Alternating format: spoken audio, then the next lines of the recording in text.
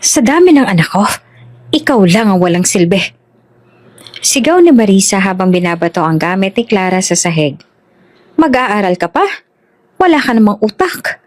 Huwag mo kaming ipapahiya. Sa gitna ng sigawan, inagaw ng ina ang lihim na sulat. Isang scholarship letter.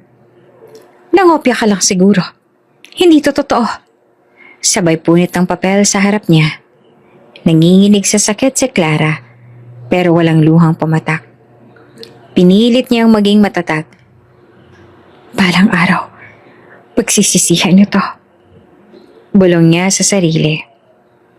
15 taon ang lumipas, isang doktor ang pumasok sa ER.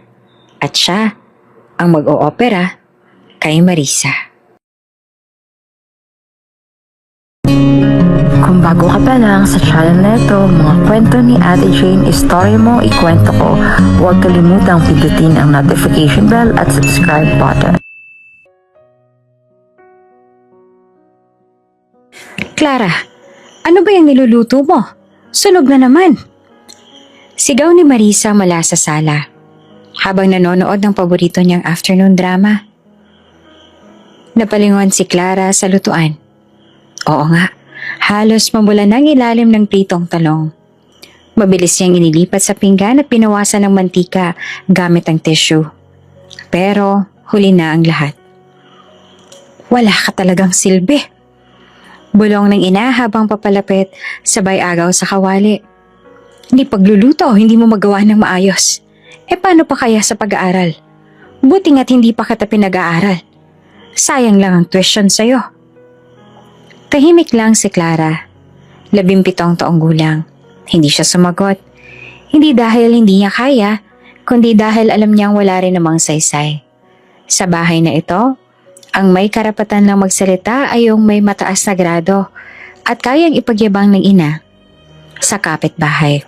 Si Angela, panganay, cum laude raw balang araw. Si Bryce, laging bitbit ang medalya tuwing recognition.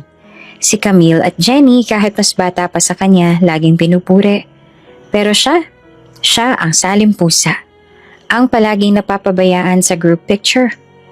Ang lagi nakakalimutang ipagpagawa ng uniforme. Mag-aaral ka pa? Baka magbuntis ka lang ng maaga. Buti na lang at hindi ka na tumuloy sa kolehiyo. At least, isa kang bibig na hindi ko na kailangang pag-aralin. Sabi ng ina na minsang inabutan siya ng enrollment form ng mga kapatid. Tahimik pa rin si Clara. Sa loob-loob niya, gusto niyang sumigaw. Gusto niyang magsabi ng, "Ma, hindi naman ako bobo."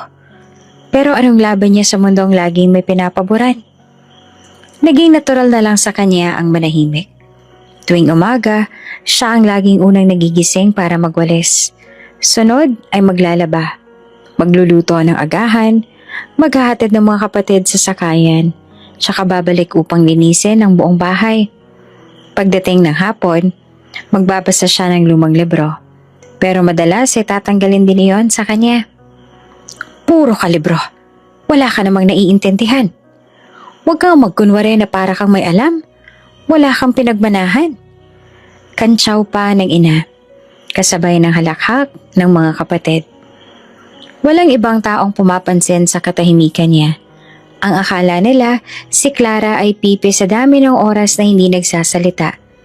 Pero kung marunong lang silang makinig, maririnig sana nila ang sigaw ng puso niya. Gusto ko lang naman maramdaman na may silbi ako. Minsan, sa gitna ng katahimikan ng bahay, maririnig niyang bumubulong ang isa sa kanyang mga kapatid.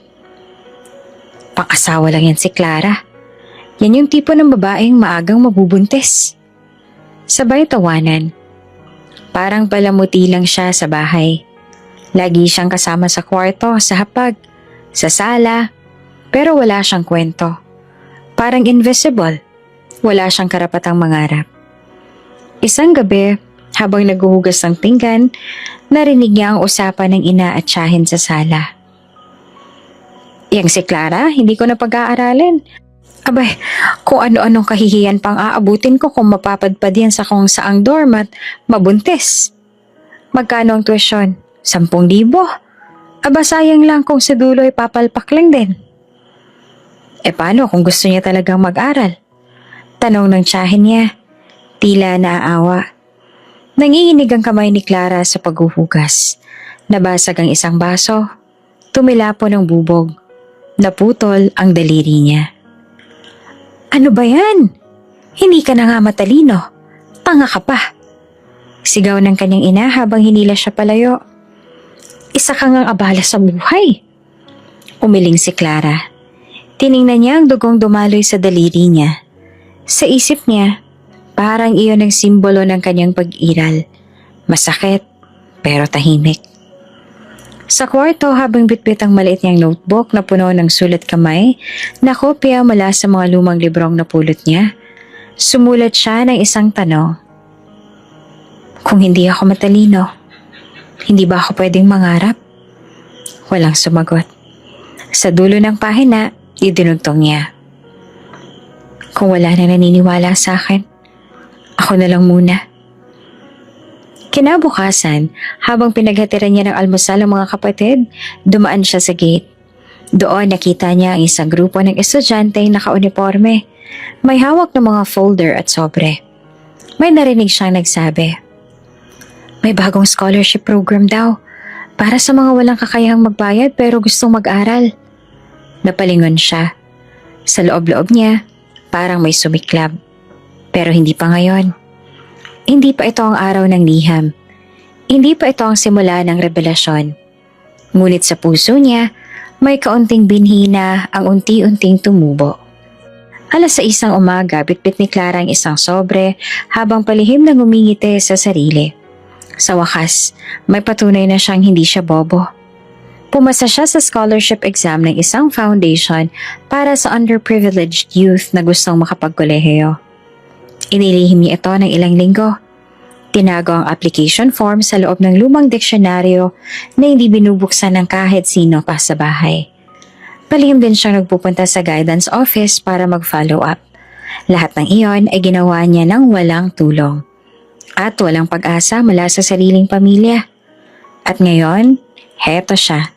May hawak na opisyal na liham na nagsasabing, Congratulations, Clara Ramirez! You have been accepted into Vicente de Luna Foundation Full Scholarship Program. Nilakasan niya ang loob. Kinabukasan ay nagpa-schedule siya ng pirmahan ng kontrata kasama ang guidance counselor na si Ma'am Teresita.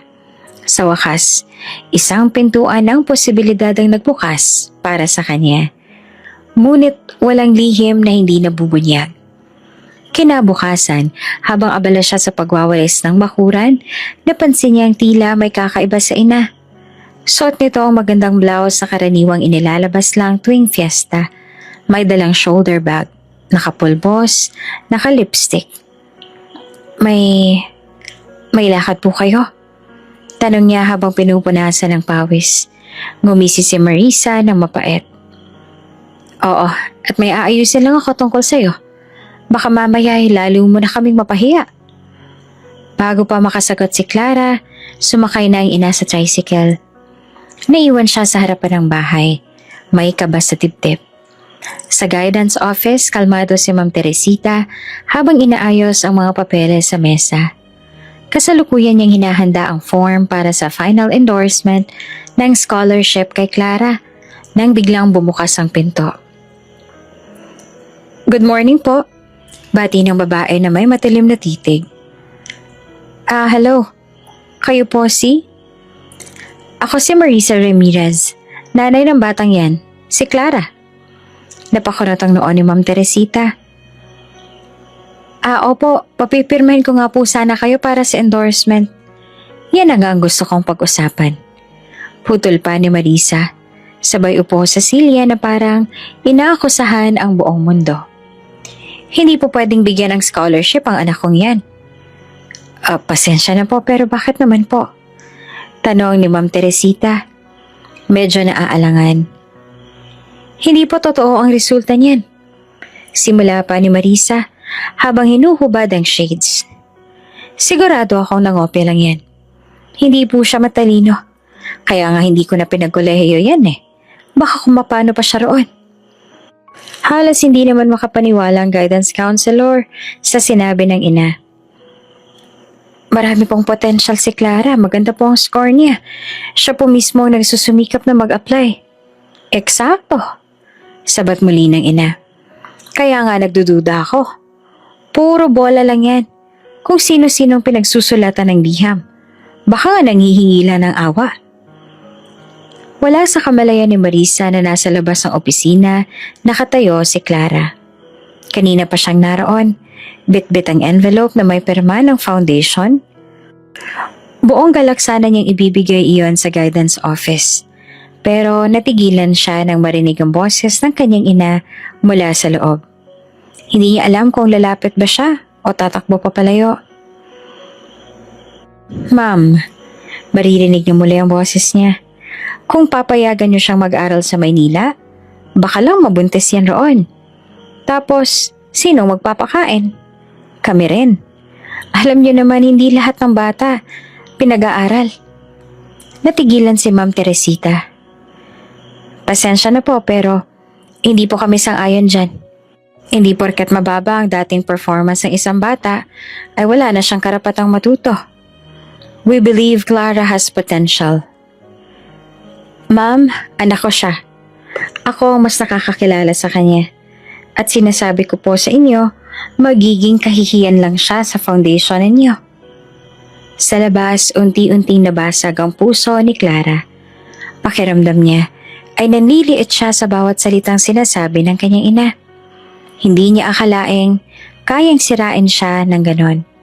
Hindi sa loob ng bahay, kundi sa mismong lugar na nagbigay sa kanya ng kaunting pag-asa. Lumabas si Marisa ng opisina na may tila tagumpay sa mukha. Nakataas ang noo, parang nanalo sa isang laban. Hindi niya napansin ang anak niya sa gilid ng hallway. Nanilisik ang mga mata sa pigil na luha. Anak, Ania, nakipag-usap ako sa guidance. Huwag mo nang ituloy ang ilusyon mong yan. Sayang lang ang oras nila sa'yo. Hindi na sumagot si Clara. Ibinulsa niya ang liham at tahimik na lumakad palayo. Sa lumang bleacher sa likod ng eskwelahan, naupo siya habang pinagmamasa ng langit. Binuksan niyang muli ang liham. Congratulations, Clara. Pero ngayon, tila wala namang saysayang salita. Akala ko, sapat na yung maniwala ako sa sarili ko. Bulong niya, nanginginig ang tinig. Pero kung pati nanay ko, ako pa bang mali? Ngunit sa gitna ng sakit, may isang tinig sa loob ng puso niyang hindi tumigil. Palang araw, pagsisisihan nila to. Lumipas ang ilang linggo mula nang sirain ni Marisa ang pag-asa ni Clara sa scholarship. Mula noon, tila lalo na siyang naging tahimik. Hindi na siya nagtangkang magsumite ng kahit ano. Hindi na siya muling nagtanong tungkol sa pag-aaral. Ang tanging kasama niya araw-araw ay ang labada ng kalan at ang mga pinggang kailangang hugasan. Ngunit ang pananahimik ni Clara ay hindi nangangahulugang payapa ang kanyang paligid. Clara, magbihis ka nga. May bisita tayong darating ngayon. Ayusin mo ang buhok mo. Mukhang kalat ang isip mo. Utos pa ni Marisa isang Sabado ng hapon. Napakunot ang noon ni Clara. Sino po? Huwag ka ng maraming tanong, basta umayos ka. Huwag kang magsalita hanggat hindi ka tinatanong. Mariing sambit ng ina habang inaayos ang kortina sa sala. At kumiti ka, kahit minsan. Walang nagawa si Clara kundi ang sumunod. Isinuot niya ang luma ngunit maayos niyang bestida. Inayos ang buhok. At tinakpan ng manipis na pulbo ang kanyang mga mapupungay na mata na madalas ay puno ng lungkot. Dumating ang bisita pasado 4:00. Isang lalaking may edad. Halos singputi ng niebe ang buhok at may malalakit bilog ang tiyan. Nakasuot ito ng mamahaling polo, bitbit ang mamahaling relo at sigarilyo. Clara, bumati ka. Si Mr. Bartolome Villafuerte. Nakangiting pakilala ni Marisa. Pero ang ngiti niya ay masyadong pilit. Parang may plano. Nice to meet you po. Mahina ang boses ni Clara. Tiningnan siya ng matanda mula ulo hanggang paa. Napangiwi pa ito ng kaunti, tsaka ngumisi. Maganda ka nga, Day. Bulong nito kay Marisa. Mukhang sariwa pa. Nag-init ang tenga ni Clara pero hindi siya nagsalita. Narinig niya iyon at nakita niya kung paano ngumisi ang sariling ina sa kabastusan. Clara, magtimpla ka ng juice. Utos ni Marisa. Parang hindi narinig ang bastos na biro ng matanda. Sa kusina ay nanginginig ang kamay ni Clara habang pinipisil ang lemon sa baso. Pilit niyang nilulunok ang galit, pero mahirap. Parang nasusuka siya sa bawat minuto ng pakikipag-usap ng kanyang ina sa matanda. Pagbalik niya sa sala, narinig niya ang pabulong na usapan. Sigurado ka ba, Marisa? Baka sumibat lang din yan pagkatapos kong pakasalan. Ani Bartolome. Huwag kang mag-alala, walang pupuntahan yan. Sa amin lang umaasa. Kung gusto mong paayos ang papeles, ako nang bahala. Basta sa usapan natin, tulungan mo kaming makapagsimula ng negosyo. Sari-sari store. O di kaya pwesto sa palengke. Tumigil si Clara sa paglalakad. Muntik niya nang mabitawan ng baso. Hindi niya na kailangan ng paliwanag. Ang lahat ay malinaw. Binibenta siya ng sariling ina. Kapalit ng negosyong matagal na nitong inaasam. Wala siyang sinabi. Maingat siyang naglakad pabalik sa kusina. Ibinaba ang tray sa mesa at pumikit. Kinagabihan, habang kumakain sila ng hapunan, umupo si Marisa sa harap niya. Tila puno ng kasabikan. Clara, may magandang balita ako. Simulang sambit nito habang nangunguya ng tuyo. Tahimik lamang si Clara. Pumayag na si Mr. Villafuerte. Gusto kanyang pakasalan. Natigilan si Clara. Napabitaw siya ng kutsara. Anong ibig mong sabihin? May edad na siya, oo, pero mayaman. May grocery sa bayan, may sasakyan, may sariling bahay. Pag pinakasalan mo siya, hindi ka na mamumulubi tulad na ngayon. At ako, makakapagpatayo na ako ng sariling negosyo. Swerte mo nga, Clara. Hindi mo na kailangang magbanat ng buto. Konting lambing lang. Ma! Sigaw niya at ngayon lang siya napuno.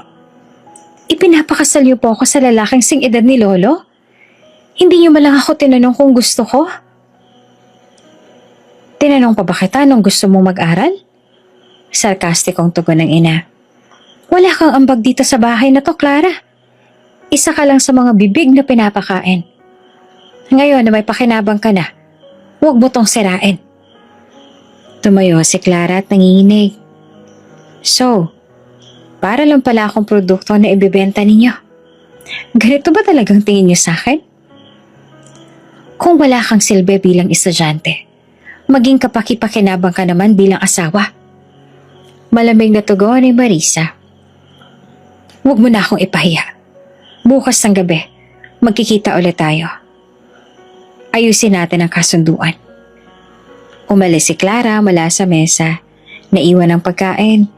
Sa likod ng bahay napaupo siya sa damuhan at tahimik na humikbi. Wala siyang kakampi, walang sasalo, at ang kanyang katawan, ang kanyang kinabukasan ay isinugal ng sariling ina sa isang kasunduan ng kapalit ay kapahamakan. Sa gabing yon, habang lahat ay natutulog, si Clara ay gising pa rin. Tahimik niyang binuksan ang lumang bag na itinago niya sa ilalim ng kama. Ipinasok niya ang ilang perasong damit, notebook at ilang daang piso na matagal niya nang inipon mula sa mga barya ng panluwas ng mga kapatid. Habang naglalagay siya ng huling gamit, tumigil siya sandali. Napatitig siya sa pader. Sa mga taon na binuo niya sa bahay na to, sa mga salitang hindi niya kailanman nakalimutan.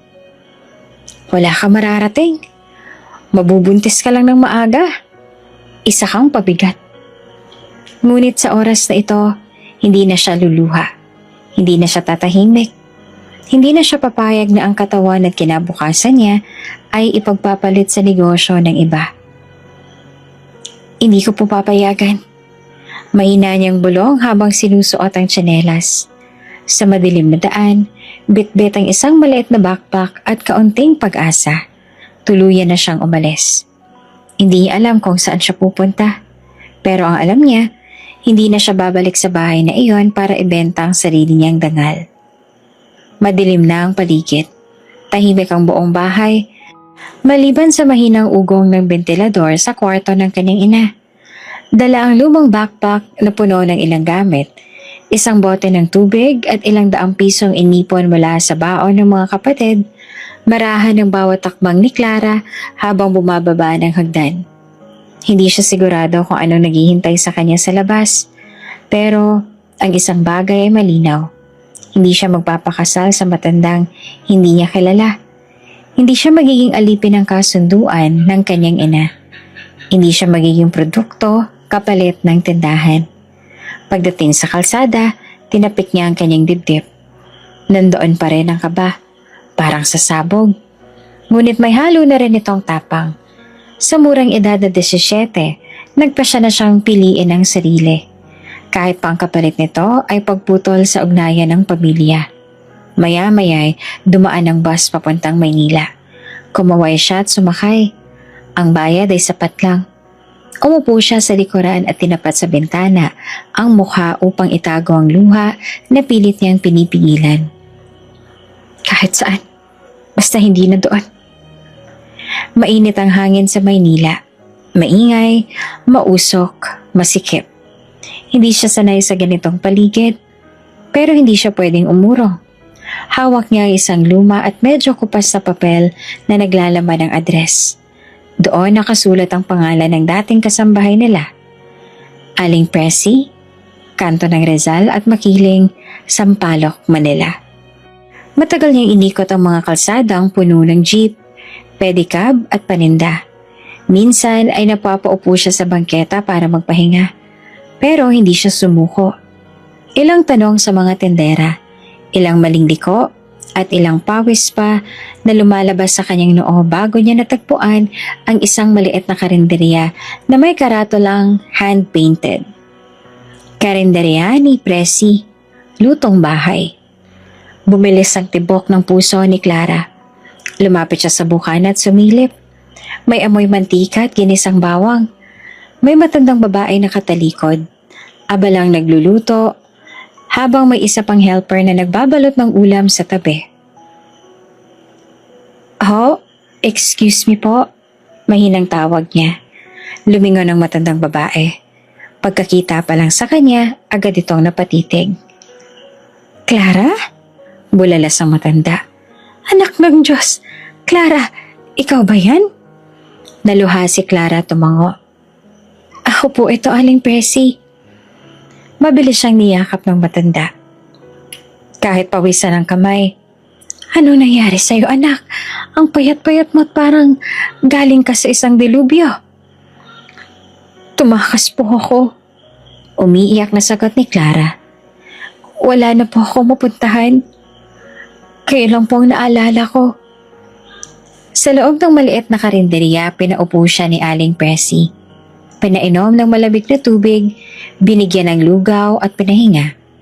Dahan-dahan siyang ikinuwento ni Clara ang tungkol sa kanyang ina na gustong ipakasal siya sa matanda, ang pagbaliwala sa kanyang pag-asa at ang desisyong umalis. Tahimik si Aling Presi habang nakikinig. Paminsan-minsan ay umuugnot pero walang panghuhusga. Anak, anito. Hindi ko naman alam ang buong pinagdaanan mo. Pero malaki ang tapang ng loob mong lumaban. Dito ka muna. Hindi ako mayaman, pero may kunting espasyo ako dito sa likod ng karinderya. May kutsyon doon. At kung gusto mong tumulong, may trabaho kang aabutan bukas ng umaga. Talaga po, Aling Presi? Namilog ang mata ni Clara. Makakatira na po ako rito. Oo naman, Clara. Walang tanungan, basta magpakatino ka lang ha. Nasa Maynila ka na, mahirap dito.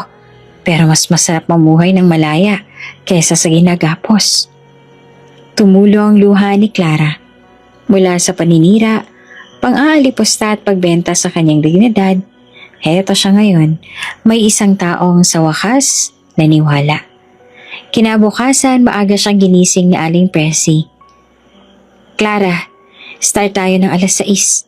Ihahanda natin yung adobo, tapos ikaw sa kalinisan. Mabilis na tumayo si Clara. Kahit masakit ang likod mula sa pagtulog sa matigas na kutsyon, may sigla ang katawan niya. Unang beses niya ulit itong maramdaman ang pagiging parte ng isang bagay.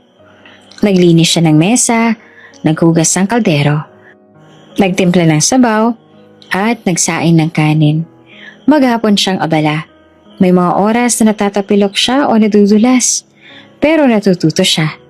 Ang karinderya ay tila eskwelahan at bawat araw ay isang leksyon na pagiging matatag.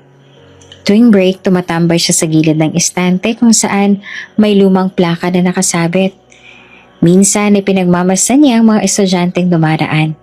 Naka-uniforme, may bag, may dalang libro. Hindi niya maiwasang humawak sa kanyang puso sapagkat naroon pa rin ang kanyang pangarap. Gusto pa rin niyang maging doktor. Gusto niyang makapag-aral. Pero alam niyang hindi pa ito ang oras. Ang unang hakbang ay mabuhay. At sa ngayon, ang karinderya ni Aling Presi ang nagsilbing lifeline niya. Sa dulo ng araw, habang naghuhugas siya ng huling batch ng pinggan, lumapit si Aling Presi. Clara, salamat at tinulungan mo ako. Matagal na ako nahihirapang mag-isa rito. Salamat din po, Aling Presi. Kayo po ang unang tumanggap sa akin ng buo. Hinawakan niyo ito sa balikat. Alam mo anak, minsan, hindi mo kailangan ng pamilya sa dugo. Minsan ang pamilya mo, yung mga taong pipiliin kang yakapin kahit hindi ka nila obligasyon. Tumango si Clara. Sa araw na ito, hindi man niya naaabot ang kanyang pangarap. Isang bagay ang naaabot niya, ang karapatang pumili ng direksyon ng sariling buhay. At iyan pa lang, isang malaking tagumpay na. Mabilis ang takbo ng panahon sa karinderya ni Aling Presi. Araw-araw ay tila paulit-ulit. Gising bago mag-alas 5 ng umaga, tadtad ng gulay, hugas ng kaldero, abot ng ulam, linis ng sahig, takbo rito doon. Sa bawat araw halos walang pahinga. Pero sa likod ng bawat tagaktak na pawis ni Clara, may lihim siyang hinuhubog. Isang pangarap na hindi pa rin niya sinusuko. Tuwing gabi pagkatapos magligpit at maghugas, tahimik siyang umuupo sa likod ng karinderya. Bitbit ang isang lumang kwaderno at ballpen na bigay pa ni Aling Presi. Binubuklat niya ang mga pahina kung saan sinusulat niya ang mga alam niya sa anatomy, biology at mga terms na nakikita niya sa mga lumang health posters na nakadikit sa botika malapit sa palengke. Hindi pa tapos. Bulong niya sa sarili. Hindi pa ako tapos. Isang gabi matapos makakain at magpahinga, lumapit sa kanya si Aling Presi. Clara, naaalala mo yung sinabi mong gusto mong mag-aral ulit? Tanong ng matanda. Opo, sagot niya at agad tumibok ng mabilis ang puso niya. Kausap ko kanina si Aling Letty, yung may-ari ng suking butika. May pamangkin siyang nagtuturo sa night school malapit dito. Baka gusto mong subukan. Libre daw ang assessment. Kung gusto mo ha, sasamahan kita bukas. Saglit na natigilan si Clara. Parang biglang bumukas ang pinto ng langit. Gusto ko po, Aling Presi. Gusto ko pong subukan. Kinabukasan, pagkatapos ng duty niya sa karinderya, nagtungo sila ni Aling Presi sa isang maliit na eskwelahang ang pangalan ay Gabriela Silang Night Learning Center. Doon sinalubong sila ng isang matandang principal na mabait naman at maunawain. Marami na kami working students dito, ani Ma'am Reyes. Hindi ito fancy. Walang aircon, pero kung may puso ka matuto, welcome ka rito. Sumailalim si Clara sa diagnostic test para sa placement. Simpleng tanong sa English, Math, at General Knowledge. Mga tanong na hindi niya inaaral ng halos 2 taon. Kinabahan siya. Pinagpawisan. Hindi niya alam kung tama ang mga sagot niya. Pero hindi niya iniwan ang papel na blanco. Pagkalipas ng ilang araw, bumalik sila. Tinawag siya ng guro. Miss Clara, pasado ka. Pwede kang pumasok sa level 11. Gabi ang klase. Pwede kang magsimula ka agad. Napatigil si Clara. Hindi niya alam kung iiyak ba siya o ngingiti. Sa sobrang saya, napayakap siya kay Aling Presi. Isang bagong simula. Simula noon naging opisyal na siyang working student. Mula umaga hanggang hapon, nagtatrabaho sa karinderya. Sa gabi naman, suot ang borrowed blouse at faded jeans, pumapasok siya sa night school. Sa classroom, nakaupo siya sa pinakalikod. Tahimik, mabait. Laging may baong pandesal at ballpen. Ngunit hindi naging madali ang lahat. Sa unang buwan pa lang, bumagsak siya sa math exam. Hindi niya makuha ang konsepto ng integers. Nahirapan din siya sa English grammar. Nahilo siya sa chemistry at biology. Isang gabi habang hawak ang test paper na puro pulang marka, napayuko siya sa lamesa. Daba niyang bumalik ang mga salita ng ina sa isip niya. Wala kang utak. Bobo ka. Baka mabuntis ka lang din. Napaluha siya. Sa isip niya, baka nga totoo. Baka nga hanggang dito na lang siya. Ngunit sa mismong sandaling yon, narinig niya ang tinig ng kanyang guro. Miss Clara, don't be discouraged. Grades don't define your worth. What matters is you came back to school. Napatingin siya sa guro, si Ma'am Teresa. Nakangiti ito, buong puso. Minsan hindi mo kailangang mabilis. Kailangan mo lang ng tiyaga. Pag-uwi niya sa karinderya, humarap siya sa salamin. Tinitigan ang sarili. Hindi ako bobo. Pagod lang ako. Pero hindi ako susuko. Muling bumalik si Clara sa klase kinabukasan. May dalang mas makapal na notebook at nag-volunteer na mag-tutor sa kaklase sa Filipino. Unti-unti natuto siya ng tamang pag-manage ng oras. Natuto siyang matulog ng maaga, gumising ng mas maaga, at mag-aral habang nagluluto ng ulam. Minsan naglalagay siya ng flashcard sa harap ng kalan para sabayan ang pagmememorya habang nagpiprito. Si Aling Presi proud na proud sa kanya. Hay nako, kung nakita ka lang sana ng nanay mo ngayon, hindi kanya tatawaging bobo. Di na po mahalaga, sagot ni Clara. Ang importante, alam ko na po kung anong kaya kong gawin. Sa gitna ng taon, dumating ang isang pagkakataon. May dumalaw sa kanilang paaralan. Isang kinatawan mula sa isang local foundation na nagbigay ng nursing scholarships para sa mga night school graduates. Kailangan ng letter of intent, character recommendation, at kahit isang taong experience bilang caregiver o sa food service. Paliwanag ng kinatawan. Nag-apply si Clara. Buong puso. Pinasok niya sa sulat ang buong kwento niya. Mula sa pagkabata, pagtakas, karinderya, at pangarap na maging doktor balang araw. Hindi niya inasahan ang resulta. Pagkalipas ng isang buwan, dumating ang liham. Congratulations! You have been selected as one of the scholars for San Martin Nursing Scholarship Program. Halos mabitawan niya ang papel. Tumulo ang luha niya. Ngunit hindi dahil sa sakit, kundi sa saya. Agad siyang yumakap kay Aling Presi. Ito na po ang unang hakbang. Hindi na po ako doktor, pero magiging nurse po ako. Ngumiti ang matanda. Anak, kaya mo yan. At kahit gaano ka pa kabagal, basta may puso kang hindi sumusuko, darating ka rin sa dulo. At sa gabing yon, sa ilalim ng isang lumang fluorescent light, habang tahimik siya nagbabasa ng anatomy book, ramdam ni Clara ang kakaibang liwanag. Hindi ito galing sa ilaw. Galing ito sa paniniwala niya sa sarili. Sa wakas, nagsimula ng paglalakad niya patungo sa pangarap. Excuse me?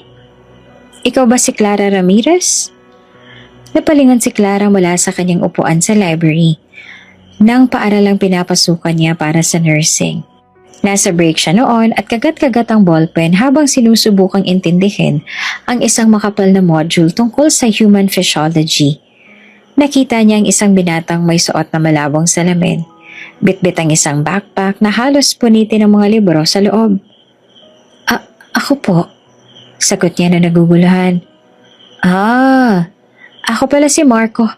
Kaklase mo sa Bio 201? Sabi ng prof natin, ikaw raw ang isa sa consistent sa quizzes. Pwede bang makijoin sa review group mo? Hirap na kasi ako sa part na to eh. Sabay abot ng papel na puno ng marakang pula. Napangiti si Clara. Kahit bahagya lang.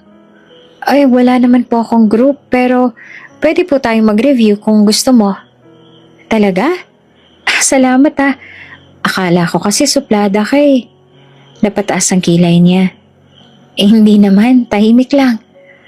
At doon nagsimula ang kakaibang samahan nila ni Marco. Si Marco ay isang pre-med student. Masayahin, makulit, at palaging may baong corny jokes. Sa tuwing may group activity, siya ang laging taga-drawing ng diagrams gamit ang highlighter. Mahilig kasi siya sa sci-fi at anime, at tuwing break, laging may bitbit na thermos ng kape at baong pandikoko. Si Clara naman sa kabila ng pagod bilang working student at scholar ay unti-unting nasanay sa presensya ni Marco. Habang pinaghahalo niya ang nursing textbooks at mga practical exams, dumadagdag na rin ang presensya ng kaibigan bilang liwanag sa kanyang madalas na nakakapagod na araw. Uy, Clara! Anong tawag sa bakterya na mahilig sa drama? Napailing si Clara habang inaayos ang notes. Ano na naman yan? Di, imeba. Sabay tawa ng mag-isa. Napatawa na rin si Clara, kahit pilit. Isa pa niyan, ewan ko talaga sa'yo. Sa mga gabing pareho silang nagpupuyat sa library, naging natural ang lahat. Naging study buddy sila. Tinutulungan ni Clara si Marco sa mga memorization techniques, habang si Marco naman ay laging gumagawa ng mnemonic devices na minsan ay halong kalokohan pero epektibo. Minsan pagkatapos ng isang group study, sabay silang naglakad pa uwi. Dahil parehong nagtitipid, naglalakad lang sila papunta sa main road kung saan may sakayan. Alam mo, sabi ni Marco habang tinatapik-tapik ang strap ng kanyang bag, naisip ko lang, ang hirap ng course natin ano? Pero pag may kasama kang tulad mo, parang hindi na masyado. Napatingin si Clara, pero agad din niyang ibinaling ang tingin sa kalsada. Huwag kang ganyan, may exam pa tayo sa Martes. Grabe Clara, laging books ang priority mo. Baka pag naging doktor ka na, pati love life mo may schedule na rin. Hindi kasi ako katulad mo. Seryosong sagot ni Clara. Para sa akin, isang pagkakamali lang, tapos na lahat. Natigilan si Marco. Pasensya ka na, hindi ko naman sinasadya. Ngumiti si Clara. Okay lang. Pero Marco, gusto kong matapos muna. Yun lang. Mula noon tila may hindi na sinabi ngunit ramdam sa pagitan nila. Hindi man naging opisyal, naging mas malapit sila. Si Marco ang unang nagtuturo kay Clara kung paano mag-relax kahit sandali. Si Clara naman ang nagtuturo kay Marco ng disiplina. Isang hapon, habang nag-aaral sila sa campus quadrangle, biglang bumuhos ang ulan. Hindi na sila umabot sa waiting shed, kaya nagtakbuhan sila papasok sa gusali.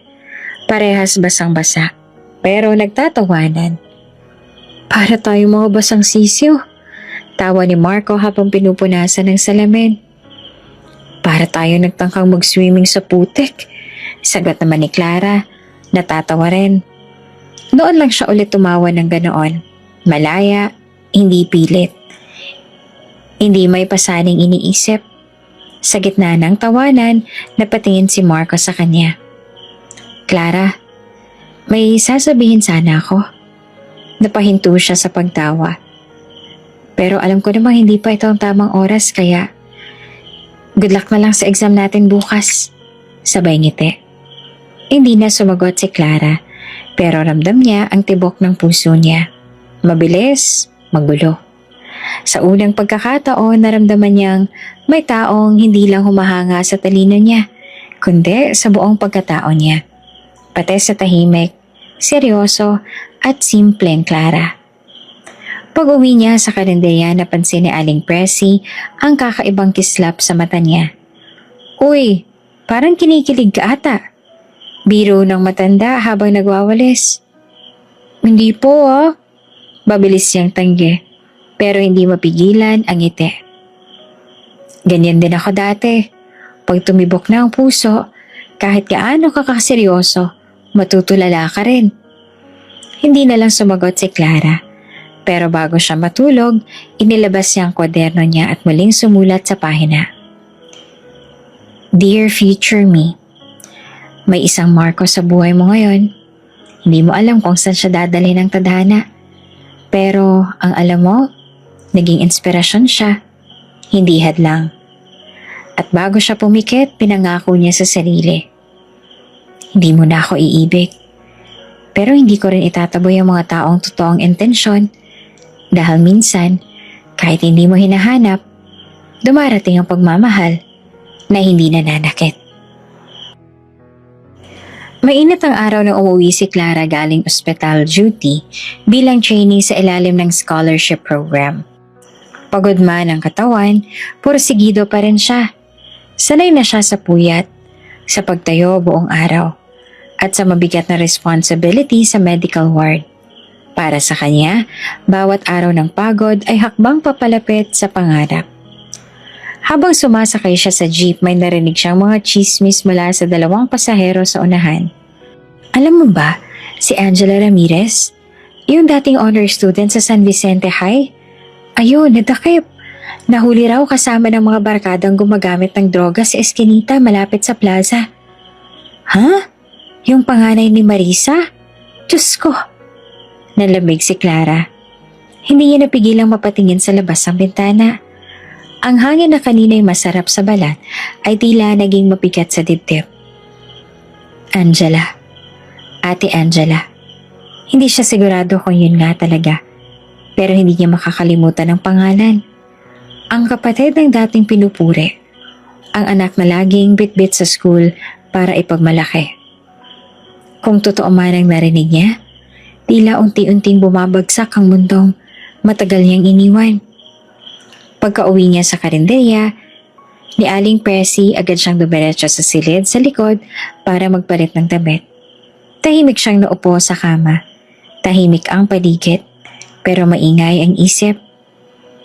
Si Ate Angela, nalulong sa bisyo. Biglang bumalik ang mga alaala. Ang pagsigaw ng ina sa kanya, ang mga medalya ng mga kapatid, ang pagtanggi sa kanya para sa scholarship, ang pagtulak sa kanya palayo sa pamilya. Habang tinatapik ang tuyo sa mesa, napabuntong hininga siya. Wala ba talagang natira sa amin? Kinabukasan habang naguhugas siya ng kagamitan sa karinderya, dumating si Aling Presi na may dalang dyaryo. Clara, anak, may nakita akong pamilyar na police blotter section. Sabay abot ng papel. Binasa niya ito. Dahan-dahan mula sa headline. 3 kabataang babae inaresto matapos masungkot sa rumble sa bar. Isa, anak ng kilalang tindera sa San Vicente. Kasama ang blurry na litrato ng isang babaeng tila galit, basag ang labi at nakaposas. Si Clara ay hindi na kailangang hulaan. Si Camille iyon. Isa sa mga bunsong kapatid. Napaupo siya. Nanlalambot. Hindi ko alam kung anong mararamdaman ko. Aling Presi. Mahinang bulong niya. Lagi silang bida roon. Ako yung walang silbi. Pero bakit parang silang unti-unti nawawala? Tahimik lang si Aling Presi. Maya-maya ay hinaplos siya sa likod. Anak, hindi mo kasalanan ng pagkadapa ng iba. At lalo hindi mo tungkulin na buhati ng mga hindi pinagpapahalagahan ng sarili mo noon. Dumaan ang mga linggo, marami pa siyang narinig. Minsan ay sabi-sabi lang. Minsan kumpirmado mula sa mga suking dumaraan sa karinderya.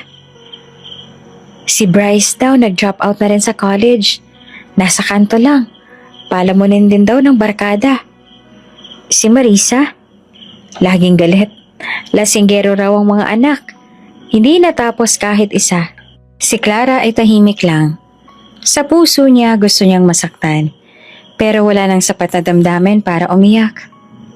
Parang numbing wound. Nasugatan ka ng paulit-ulit at ngayon wala nang hapdi. Wala nang luha. Wala na ring lakas para habulin pa ang mga taong minsan nang itinakwil siya.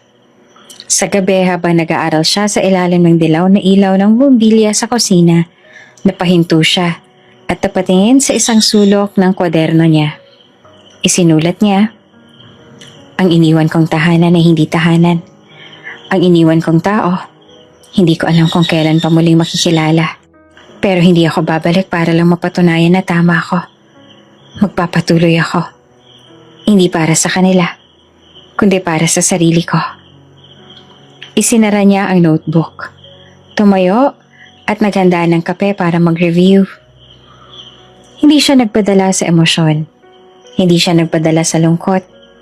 Ang sugat ay naroon, pero hindi ito pipigil sa kanya. Sa hospital duty kinabukasan, abala siya sa pag-check ng vital signs ng pasyente nang mapatingin siya sa isang batang babae sa pedia ward.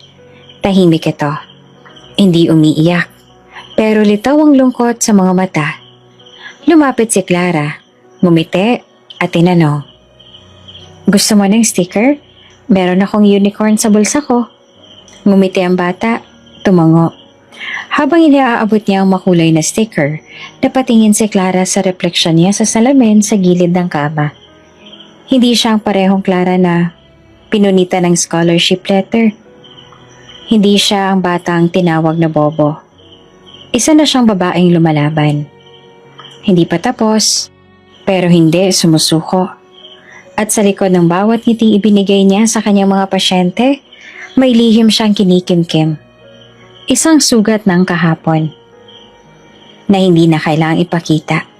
Hindi dahil nagmamataas siya, kundi dahil natuto na siyang ipagpatuloy ang buhay kahit walang nagsabi sa kanyang kaya niya. Clara Ramirez, graduating with distinction. Palakpakan. Ilang luhang patak. Ngunit wala sa audience ang pamilya niya. Wala ring placard. Wala ring bulaklak na bitbit ng ina, ama o ng kapatid. Pero hindi iyon ang mahalaga kay Clara. Sa araw na ito, suot niya ang puting uniforme at hawak ang kanyang diploma sa kursong Bachelor of Science in Nursing. Isa siya sa mga top students ng batch. Isang bagay na hindi man pinangarap ng ibang tao para sa kanya ay buong pusong pinaghirapan niyang abutin. Hindi mo na kailangang marinig mula sa kanila. Bulong niya sa sarili habang nakatingin sa certificate.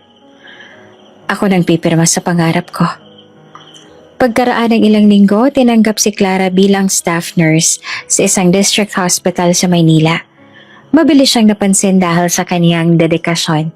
Maaga pumasok, bihira mag-leave, masipag sa rotation kahit sa mga pasyenteng tinatanggihan ng iba. Sa loob ng isang taon na-promote siya bilang head nurse sa surgical ward. Pinagkatiwalaan siya ng mga resident doctors at naging mentor siya ng ilang bagong nurse.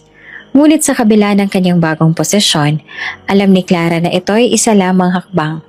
Isang araw, habang nag-iikot sa ward, nadaanan niya ang isang matandang pasyente na nagtanong, "Nurse Clara, doktor ka ba?" Ngumiti siya. "Ay hindi po, nurse lang po ako." "Lang daw oh," sabay ngiti ng pasyente. Ganyan ang sasabihin ng may susunod pang hakbang. Sa gabing yon, habang tinatapik ang kape sa pantry ng ospital, matagal siyang nakatingin sa listahan ng mga medical schools sa tapat ng bulletin board. Isa-isa niyang kinopya ang requirements. Hindi naging madali ang desisyong iyon. Magastos ang med school. Magastos ang mga libro. Walang katiyakan kung kakayanin ng katawan at isip niya ang 4 o 5 taong pagod. Pero hindi natakot si Clara. Araw-araw iniipon niya ang kalahati ng sahod. Tiniis ang kape sa karinderya, imbes na sa cafe, nakiprint ng reviewers sa mga kaibigan. Nagbenta ng second-hand uniform para madagdagan ng savings. At ang dumating ang panahon ng entrance exam, dala niya ang parehong lakas ng loob na ginamit niya noong unay siya'y tumakas mula sa ina. Nakapasok siya. Isa siya sa ilang nursing graduate na tinanggap ng isang kilalang private medical school bilang scholar para sa working professionals. Sa unang araw ng klase, muling suot ni Clara ang pamilyar na simpleng blouse at lumang backpack. Sa paligid niya ay mga anak ng doktor, apo ng may-ari ng ospital, at mga estudyanteng pinagmamalaki ng kanilang pamilya. Siya lang ang walang sundo. Siya lang ang walang allowance. Pero siya rin ang may pinakamatibay na dahilan para magtagumpay. Groupings for anatomy dissection, sabi ng professor. Agad na naghanap pa ng grupo ang mga estudyante. Si Clara, gaya ng dati, naiwan sa dulo. Sorry, puno na kami. Uy, ikaw na lang siguro mag-solo, kaya mo na yan eh. Nakangiti siyang tumango. Kahit may kurot sa dibdib, sa medical school hindi lang utak ang kalaban. Minsan, tingin din ng tao sa estado ng buhay. Ngunit hindi siya nagpatalo. Kung kailangang mag-aral hanggang hating gabi, gagawin niya. Kung kailangang magbasa ng 5 libro para sa isang exam, babasahin niya. Kung kailangang mag-commute at mag-duty sa ospital habang may exam, kinabukasan, kakayanin niya. May mga panahong umiiyak siya sa banyo ng library. Hindi dahil sa mahina siya, kundi dahil hindi sapat ang isang katawan para sa dami ng hinihingi ng mundo.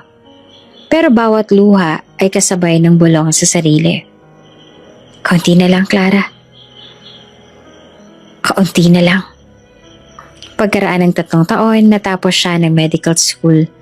Mahina sa una, laging pagod, pero hindi siya bumagsak kahit kailan. At sa kanyang huling taon bilang intern, pinili siyang maging team leader ng buong batch. Hindi ka lang nurse ngayon, Clara, sabi ng isa sa mga doktor. Ikaw na ay magiging isa ng ganap na manggagamot. Pagdating ng araw ng board exam, wala siyang extra budget para sa review center. Kumuha siya ng mga lumang reviewers mula sa mga kaibigan. Nanghiram ng lecture notes, gumawa ng sariling flashcards at reviewer wall sa loob ng kanyang maliit na kwarto sa boarding house. Walang gimmick, walang pahinga. Dasal lang, tiyaga at tiwala sa sarili. Paglabas ng resulta, hindi siya agad tumingin. Natakot, kinabahan.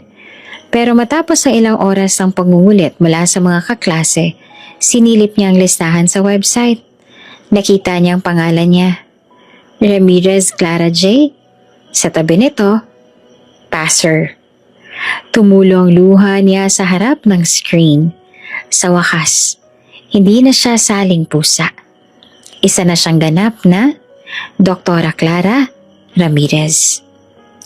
Sa unang araw ng pagtapak niya sa ospital bilang junior resident, suot niya ang bagong lab coat. Sa bulsa ay may stethoscope. Sa kamay naman may chart. At sa dibdib, pangalan niyang buong giting niyang pinaghirapan. Habang binabasa niya ang unang kaso para sa rounds, na pangiti siya. Hindi akong pinili mo noon. Pero pinili ko ang sarili ko. At sapat na yan. Next patient, Clara. Room 208, post-op monitoring case. Tumango si Dr. Clara Ramirez habang sinusuri ang medical chart. Suot niya ang puting coat na may nakabodang resident physician sa dibdib. Bitbit ang clipboard, nagtungo siya sa silid para i-check ang pasyente. Pagbukas niya ng pinto, agad siyang napatingin sa nurse na nag-aayos ng IV line. Doktora, ito po ang bagong nag-rounds kanina. Siya pong sumalo sa call habang wala pa kayo. Paliwanag ng nurse. Pagharap niya sa bagong doktor, napahinto siya. Clara? Napakurap siya. Tila biglang bumalik ang lahat. Ang huling araw ng review. Ang mga panahong sabay silang nag-aaral. Ang mga corny jokes. Ang ulan sa quadrangle. Marco? Bulong niya. Ngumiti ang lalaki, suot ang stethoscope sa leeg at may bitbit na tablet para sa patient notes. Wow!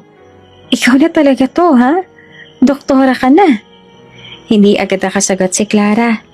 Sa dami ng mukha na nakita niya sa ospital, hindi niya inakalang isa sa mga babalik ay ang lalaking minsan niya nang piniling iwasan.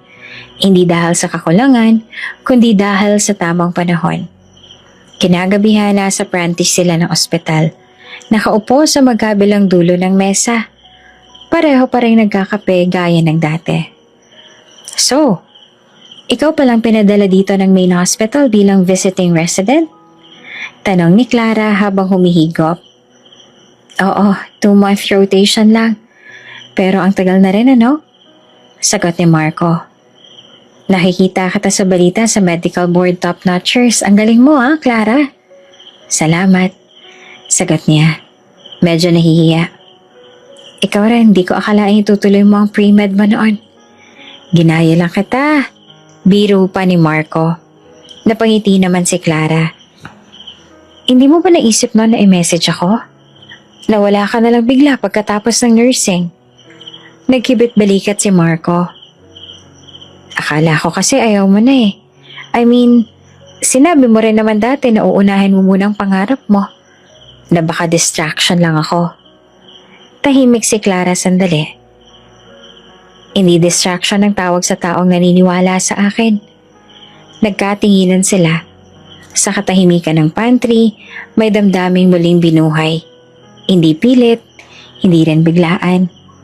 Parang pahinang matagal nang isinara at ngayon unti-unting binubuklat muli. Sa mga sumunod na linggo, madalas ang sabay mag-duty sina Clara at Marco. Minsan nagkakasabay sa rounds, minsan ay sabay nagbabahagi ng notes. Madalas ay nagpapalitan ng joke sa gitna ng pagod na shifts. Uy, Marco, bulong ng isang nurse. May something ba kayo ni Doktora Clara? Bakit? Gusto mo bang maki-third wheel? Pabirong sagot naman ni Marco. Hindi nakaligtas sa ospital ang chemistry nilang dalawa, pero hindi ito lantaran. Tahimik lang, maalalahanin. Hindi na parang dati na may kabado at distansya. Ngayon, buo na si Clara. At si Marco hindi na rin ang dating alalay lang. Isa na rin siyang doktor na may sariling pangarap. Isang gabing sabay silang nag-duty sa ER. May dumating na critical patient. Sinalubong sila ng dugo, sigawan at tensyon. Magkabilang kamay silang gumalaw sa emergency table. Parang sayaw na sanay na sanay. Isang tingin lang, alam na nila ang galaw ng isa't isa. Pagkatapos ng matagumpay na resuscitation, habang nakaupo sa labas ng ER, pawis na pawis at parehong pagod, natawa si Marco. Grabe, parang word exam. Part 2. Hindi na ako magugulat kung may lumindol sa stress. Sagot pa ni Clara. Pero ang sarap sa pakiramdam bulong ni Marco. Na sa dami-dami ng pinagdaanan natin, umabot tayo rito. At nandito tayo, magkasama. Tahimik si Clara at hindi agad sumagot. Tumingin siya sa langit. Madilim, walang bituin, pero malamig ang tinig. Malamig ang hangin. Marco? Kung magkaiba ang version natin noon, ito na siguro ang tamang version. Anong version? Tanong niya. Yung ikaw at ako. Pero hindi para makompleto ang isa't isa, kundi para samahan ng isa't isa habang kompleto na kami. Nagtagpo ang tingin nila. At sa dulo ng shift na yon, wala mang halik o yakap. Sapat ang pag-uunawaan ng kanilang mga mata para sabihin may espesyal sa pagitan nila. Hindi ito basta pagbabalik. Isa itong panibagong simula. Sa susunod na linggo habang magkasamang nagko-coffee break, inabot ni Marco ang isang maliit na kahon. Ano to? Tanong ni Clara. Stethoscope, charm. Pinalaser engrave ko. Ramirez MD. Para sa white coat mo yan. Nakangiting sabi ni Marco. Napangiti naman si Clara sa maliit na charm. Kumikinang sa ilaw. Napakaliit pero napakahalaga. Salamat. Bulong niya. Ngayon ko lang naranasang may nagbigay sa akin ng kahit ano para lang ipaalala na proud sila sa akin. Hinawakan ni Marco ang kamay niya. At ngayon pa lang ulit ako nakaramdam Nasapat na ako para sa isang taong matagal kong hinangaan. Hindi nila kailangang madaliin ang label, pero malinaw. Ang dating study buddy na iniwan niya noon para sa pangarap ay siya ring naging kaagapay niya ngayon. Ito'y kanyang natupad. Sa unang pagkakataon, si Clara ay hindi na lang naglalakad mag-isa. May kasabay na siya. At hindi ito hadlang sa pangarap, kundi katuwang sa mga susunod pang laban ng buhay. Tahimik ang ospital ang pumasok si Dr. Clara Ramirez sa kanyang opisina. Isang linggo na ang lumipas simula nang bumalik siya bilang consultant surgeon sa maliit na provincial hospital sa Kanayunan. Sa kabila ng kulang na kagamitan at limitadong resources, mas pinili niyang magsilbi rito. Malapit sa puso niya ang mga pasyenteng hirap sa buhay. Dahil minsan, isa siya sa kanila. Habang nagkakape at nagre-review ng charts, may kumatok sa pinto. Doktora Clara, sabi ng head nurse, humihingal. May emergency referral daw po mula sa Barangay Dolores Health Center. Babaeng isinugo dahil sa matinding pananakit ng tiyan. Tumango si Clara. Naka-forward na ba ang chart? Opo, pinasa na po sa nurse station. Iniwan niya ang kape at agad na nagtungo sa station. Kinuha niya ang folder at binuklat ang case information. Pero sa unang tingin pa lang, parang biglang huminto ang mundo niya. Patient name, Marisa G. Ramirez. Age 56. Chief complaint, severe lower abdominal pain. Initial findings, suspected colonic mass. For urgent surgical assessment. Nalaki ang mga mata ni Clara. Parang may biglang bumara sa kanyang lalamunan. Kumakabog ang dibdib. Nanginginig ang mga daliri habang hawak ang chart. Hindi. Hindi maaari. Pero habang tinititigan niya ang pangalan, edad at lugar ng referral, San Vicente, isa lang ang malinaw. Siya nga, ang kanyang ina. Tahimik siyang naupo sa silya. Sandali niyang ipinatong ang chart sa lamesa at pilit pinipigilan ang mabilis na paghinga. Matagal niya nang inihiwalay ang sarili sa nakaraan. Sa loob ng maraming taon, tinanggap niya na hindi na siya babalik, na hindi na siya haharapa sa babaeng tumuligsa sa kanya. Tumanggi sa kanyang pangarap. Tinawag siyang bobo. Ipinagtabuyan, pero ngayon, heto na naman. Isang tawag lang mula sa ER at muli ang pangalan ng taong iyon ay nasa harap niya.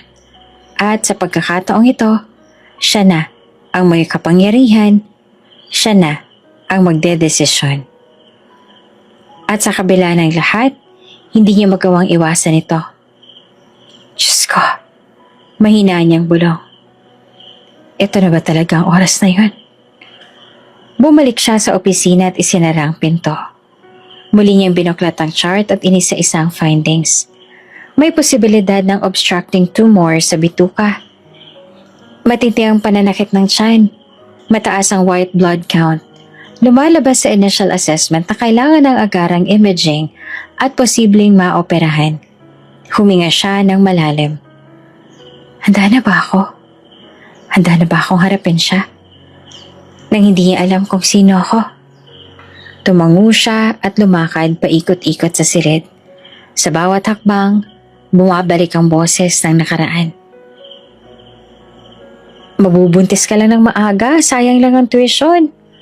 Asus, wala kang mararating. Sa dami ng anak ko, ikaw lang ang walang silbi. At ngayon, ang babaeng yon ay may sakit. Walang ideya na ang taong maaaring sumagip sa kanya ay ang anak na itinaboy niya.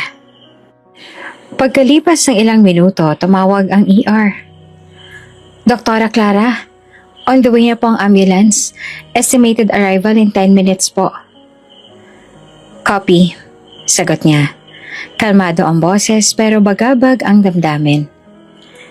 Ipaprep on triage at request agad ng abdominal CT pagdating. I'll review her personally. Pagkababa ng telepono, tahimik siyang naupong muli. Napatingin siya sa kanyang framed medical diploma. Isa-isa niyang hinawakan ang mga credentials niya. Mga bagay na dati pinaniniwala ang imposible para sa kanya. Pero kahit hawak niya ng tagumpay, bakit tila nanliliit pa rin siya ngayon? Ilang minuto ang lumipas, narinig niya ang maingay na preno ng ambulansya sa harapan. Tumayo siya, huminga ng malalim, at sa paglakad niya, papunta sa ER, bawat hakbang ay tila may kasamang bigat ng nakaraan. Hindi niya alam kung anong mukha ang sasalubong sa kanya. Iba na, nagbago na. O ang parehong babaeng puno ng galit at pagkokontrol? At sa higit sa lahat, anong gagawin niya? Magpapakilala ba siya?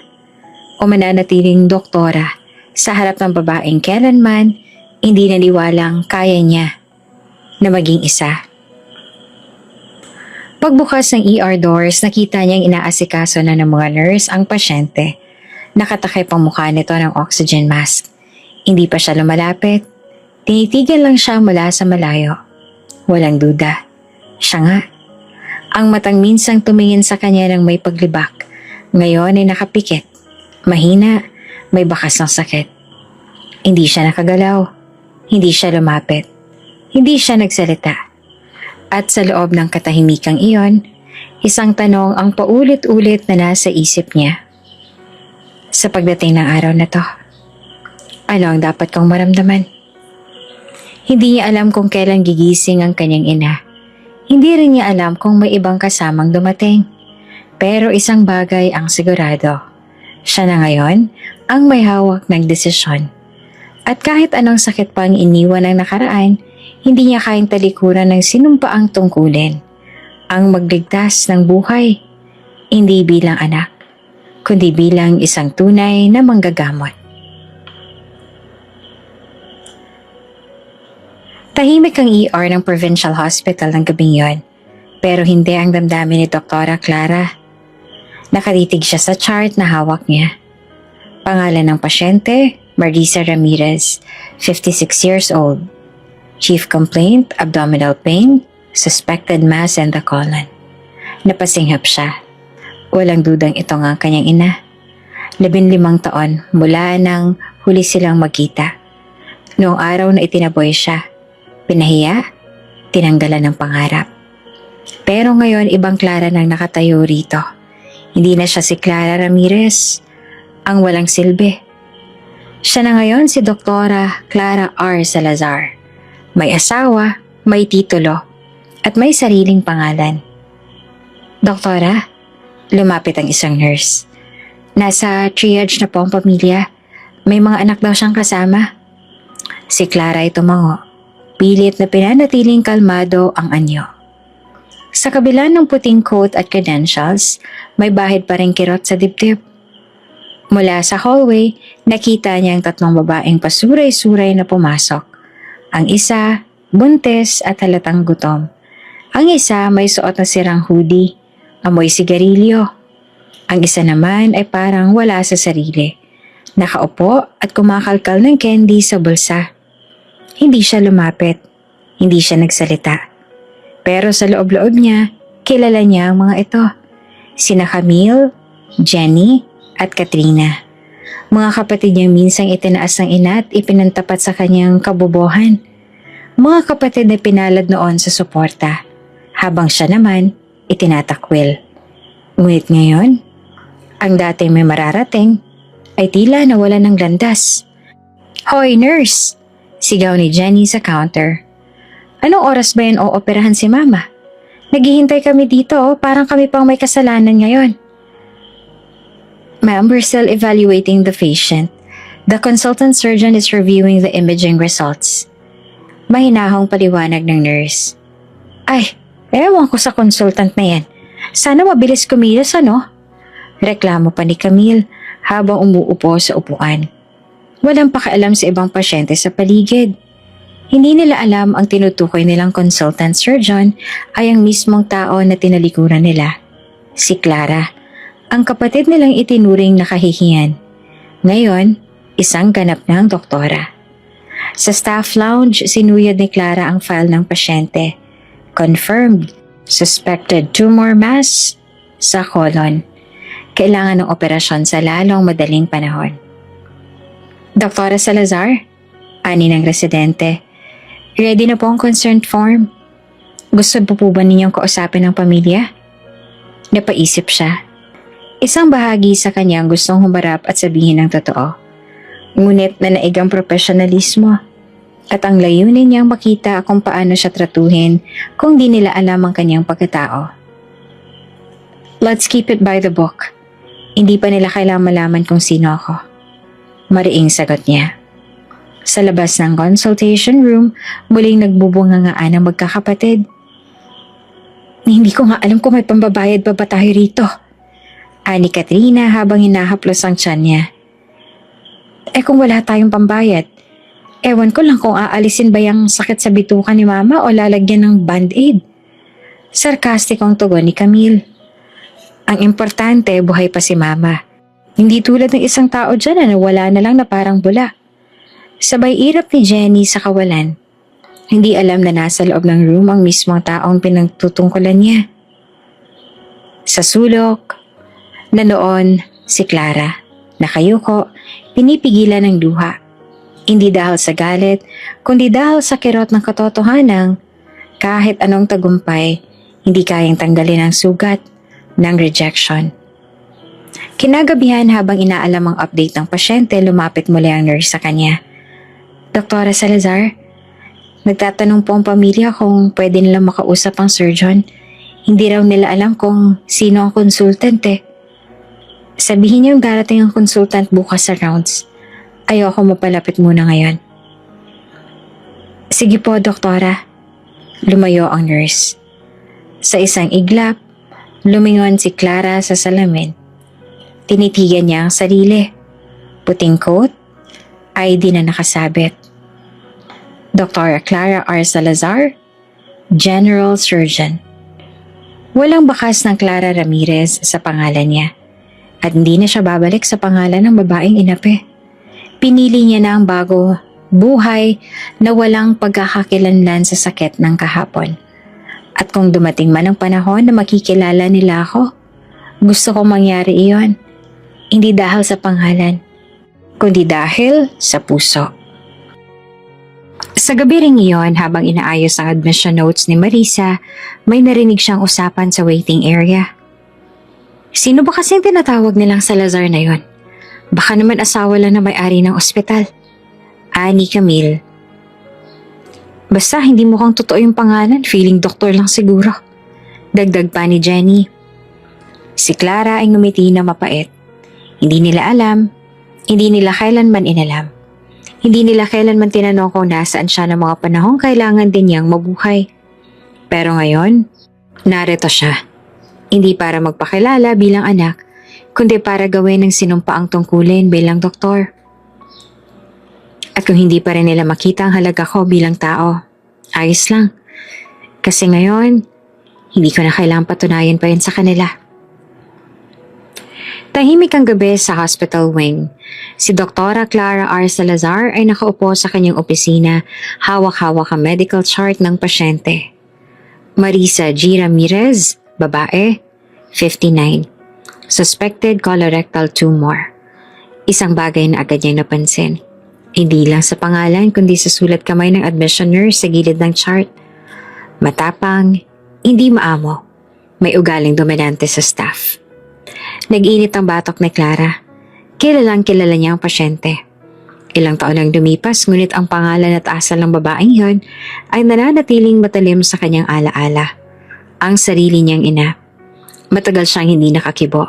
Tila pinanonood niyang dahan-dahang binabalatan ng sugat na akala niya ay matagal nang gumaling. Doktora? Tawag ng nurse mula sa pintuan. Si Ma'am Marisa po, stable na. Nasa observation room. Gusto niyo po makita? Hindi ngayon. Maikling tugon niya. Sabihin mo na lang ako pag may resulta na ng CT scan. Akong bahala sa management ng case. Yes, doktora. At may tanong rin po pala yung pamilya tungkol sa magiging surgeon. Huminga ng malalim si Clara. Sabihin mo ang confidential muna ang attending surgeon. Basta makakaasa silang gagawin namin ang lahat para sa pasyente. Hindi na nagtanong pa ang nurse. Sanay na sila sa mga pasyente at pamilya na mapanghusga.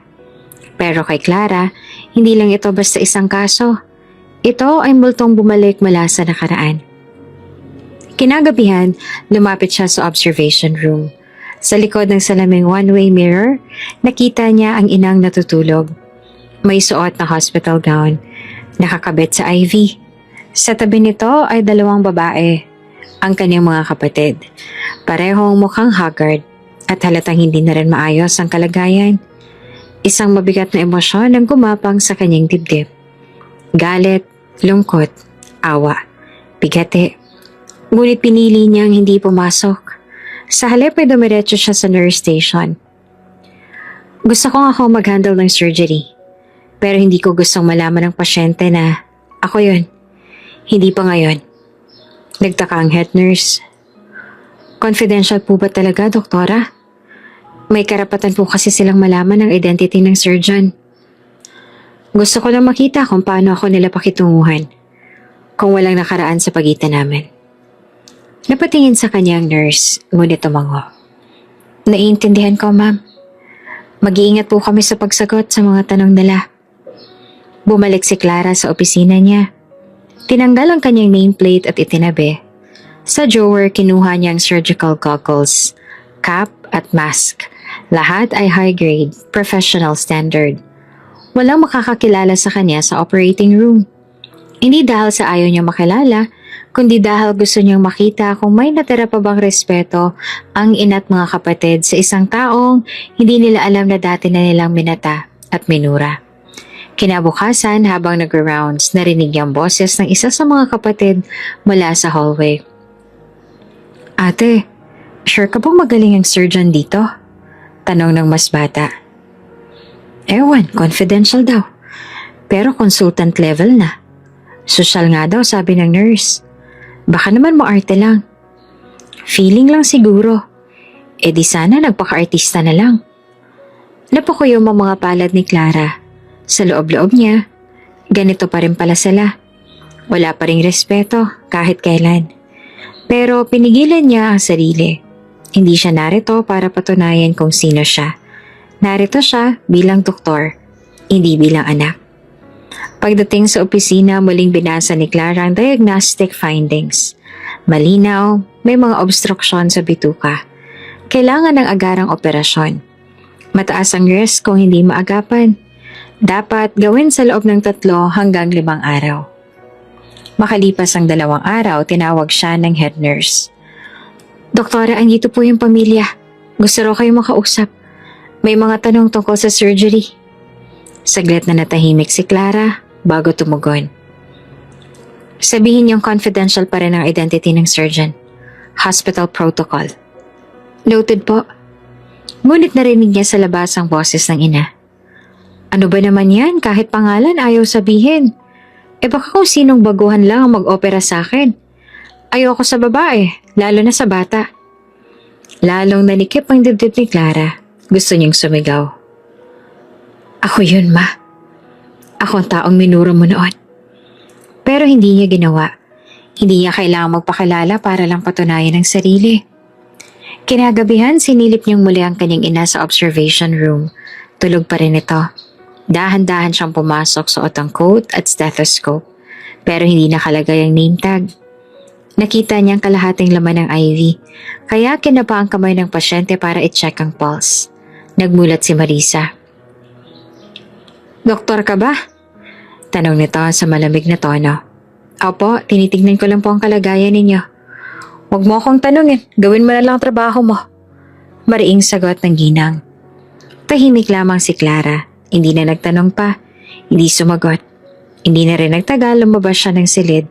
Dala ang isang bagyong emosyong pinipilit niyang huwag pasabugin.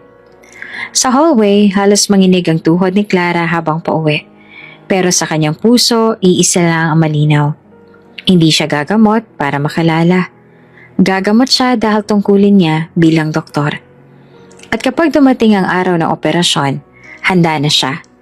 Hindi bilang Clara, ang anak na itinakwil, kundi bilang Doktora Salazar. Ang doktor na may puso, kahit para sa mga taong sinaktan siya. Maagang dumating si Clara sa ospital, suot ang puting coat na walang pangalan. Tanging ID lanyard lang nakasukbit. Nakatalikod para hindi mabasa ang detalye. Sa kanyang isip, ito na ang araw ng pre-operative orientation. Kailangan niyang ipaliwanag ang proseso, ang panganib, at ang mga kailangang pipirmahan ng pamilya. Naglakad siya papunta sa conference room kung saan naghihintay ang pasyente. Naroon si Marisa, nakaupo sa wheelchair at tinutulak ng isang nurse. Sa tabi nito ay ang 2 anak niyang babae. Mukhang bagong gising, nakapambahay, walang bra. At parehong may hawak na cellphone na tila mas mahalaga pa sa sariling ina. Pagpasok ni Clara, walang ni isang tumayo o bumate. Parang hangin lang ang presensya niya. Magandang umaga po, simula ni Clara. Walang emosyon sa boses. Ako po nakatokang doktor para sa operasyon. Dumaan na po ba kayo sa preliminary labs? Hindi tumingin si Marisa. Sa halip ay lumingon sa anak. Sabi ko na nga be, babae na naman. Mahina ang kamay niyan. Baka madedo ako. Napapikit si Clara. Tiniis ang lahat. Ayon po sa resulta ng inyong CT scan, may intestinal mass na kailangang tanggalin sa lalong madaling panahon. Hindi po natin masasabi kung benign o malignant hanggat hindi ito natatanggal at nasusuri. Eh di tanggalin mo na. Malamig na tugon ni Marisa, sabay kibit balikat. Wala na akong pakialam. Buhay o kamatayan, pareho lang naman. Wala rin naman kaming pera pampagamot. Ang isa sa mga anak ay biglang sumabat. May libre po ba? Kasi kung wala, di wag na lang.